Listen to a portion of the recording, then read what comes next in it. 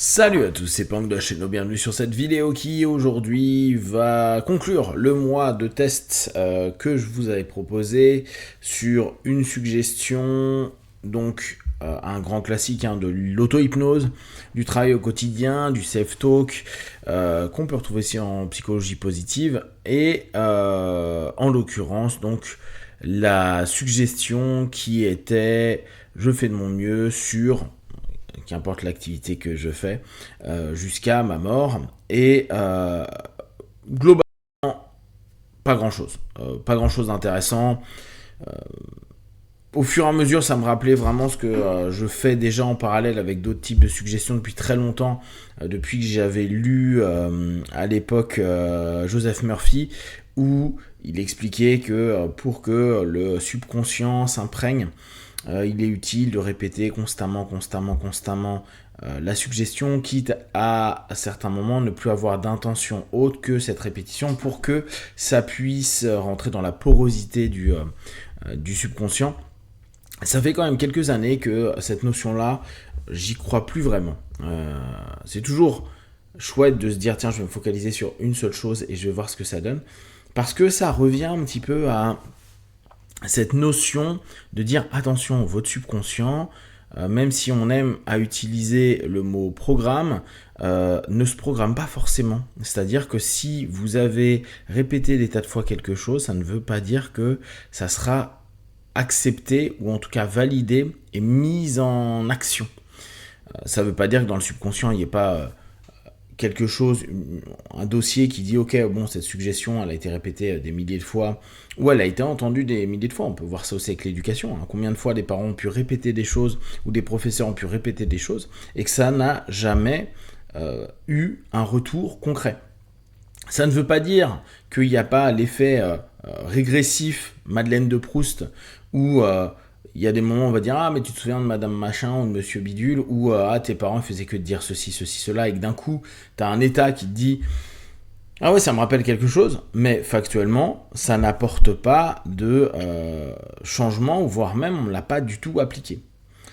Donc quand je fais ce genre de test-là, ce qui m'intéresse, c'est me dire est-ce que va y avoir un feedback, soit sur un objectif, est-ce que l'objectif a été atteint, ou est-ce qu'on s'est approché de l'objectif. C'est pas grave de ne pas atteindre les objectifs qu'on s'est donnés. Vous savez que moi je pars du postulat qu'on prend un objectif et on le divise au moins par 3 en termes de résultats pour déjà arriver à la première étape. Et si on y arrive, c'est déjà pas mal. Très souvent, on aime à dire, oui, si tu fais que de te répéter, si tu fais que de visualiser, si tu fais que de t'auto-conditionner, tu obtiendras ce que tu veux. C'est-à-dire, tu auras la résultante de l'objectif visualisé, imaginé, etc. Régulièrement, je vous dis, non, c'est pas vrai. Ça peut ouvrir des possibilités, ça peut ouvrir un état de conscience, ça peut ouvrir des perspectives, mais l'association j'ai visualisé, j'ai imaginé, j'ai réussi, c'est pas tout le temps le cas, voire il faudrait voir statistiquement la réalité entre des gens qui visualisent et encore. Tout le monde visualise par exemple pour une interview ou quelque chose d'assez important, une réussite, je vais avoir le poste, je vais réussir telle action ou telle rencontre. Tout le monde va avoir cette idée-là parce qu'on se projette vers quelque chose dans le futur intéressant. Alors je dis tout le monde, non, il y a des gens négatifs qui vont se dire ah non mais de toute façon je suis trop nul, j'y arriverai jamais. Mais globalement les gens se visualisent. Mais c'est pas une visualisation comme ça dont on parle, c'est vraiment se poser sur des phases d'auto-hypnose ou se répéter à longueur de temps et être focalisé sur l'idée, sur l'image, sur la sensation, sur la perception. Et j'aimerais bien voir statistiquement les effets retour. Combien de personnes, parce qu'ils n'ont fait que ça, ont eu un retour qui correspondait à leurs attentes. Parce qu'il y a aussi cette problématique-là, c'est qu'on peut avoir des feedbacks, mais pas forcément sur la forme qu'on attendait. Et ça, le problème, c'est est-ce qu'on valide notre visualisation alors que ça n'arrive pas comme on veut. Après, on peut toujours faire un biais et dire bon, de toute façon, ma demande était ceci, atteindre tel objectif. Bon, c'est pas arrivé du tout comme je voulais, mais ça ressemble à peu près à mon objectif, et donc ça a fonctionné. Toujours un peu compliqué, et c'est pour ça qu'il ne faut pas penser à la pensée magique.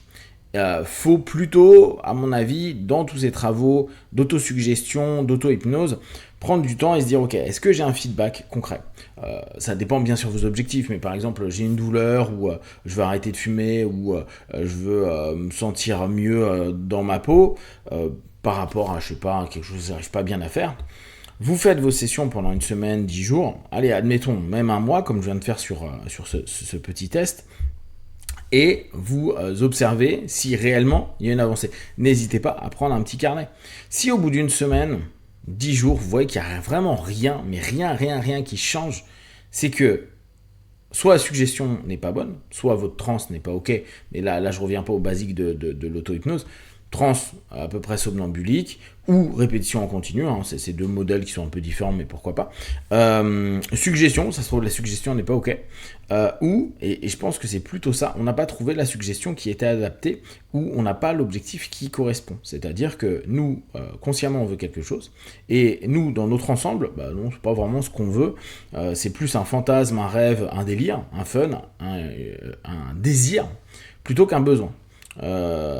Et il faut parfois recadrer pour la possibilité de la réalisation. Là encore, il y a autre chose à prendre en compte, c'est possiblement on a aussi des limites. Alors admettons, je suis en gestion de la douleur, j'ai des douleurs à 9 tout le temps, j'arrive à les descendre à 4 ou à 5, admettons, j'arrive pas à aller en dessous, peut-être que c'est ma limite pour la gestion de la douleur.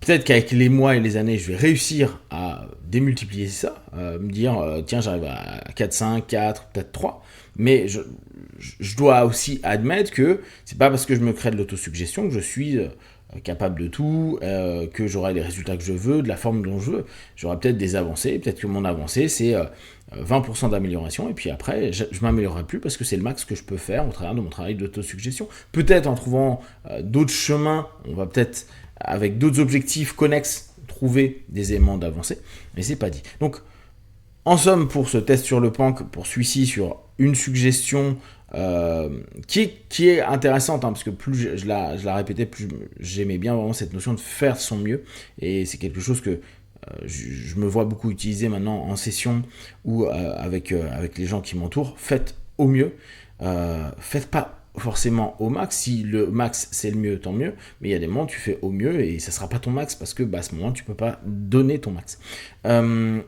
C'est intéressant parce que c'est quelque chose qui est évolutif, c'est quelque chose qui surtout ne nous met pas dans cette quête de perfection et dans cette je dois absolument réussir quoi qu'il arrive. C'est je fais au mieux, après les feedbacks je prends en compte et je verrai ce que j'en fais. Je vais voir si je continue, et là encore, hein, je reviens sur nos limites, les éléments qu'on peut dépasser, les choses qu'on peut vraiment dépasser, les choses qui clairement c'est notre... c'est la fin, on ne peut pas aller plus haut de ça. Par contre, on peut aller sur d'autres projets, d'autres éléments où on va, ça se trouve, arriver très haut. Donc, c'est toujours à nous de réussir à nous adapter, à être souple, à être mobile dans nos pensées et à voir comment, avec peut-être d'autres facteurs, on peut obtenir des choses qui se ramènent à quelque chose qui nous intéresse.